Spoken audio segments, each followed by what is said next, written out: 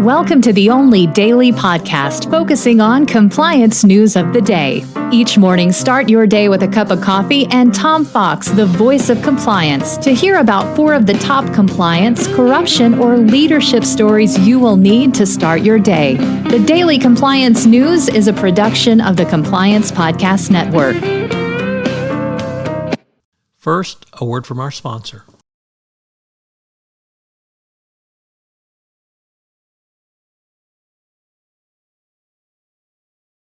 The Daily Compliance News for August 10, 2023, the Leaving China edition. We begin with 2 stories on that topic. The first is the international law firm Dentons has decided to quit China and will try and service its clients from other international locations. And the Biden administration has banned U.S. companies, banned private equity and venture capital firms, from investing in Chinese industries, including quantum computing, artificial intelligence, and advanced semiconductors.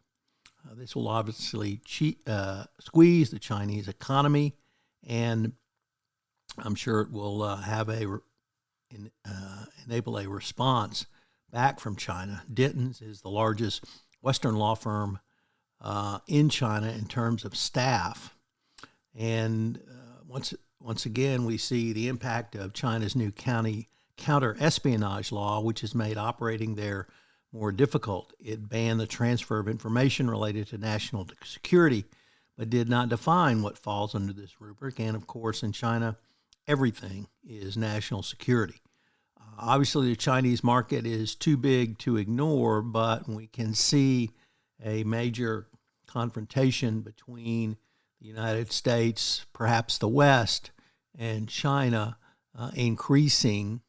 Hopefully we don't move from conflict, or rather competition to conflict, but China may view this as closer to conflict. So we will have to see what steps the Chinese government takes and how American companies and indeed Western companies can try to protect themselves going forward.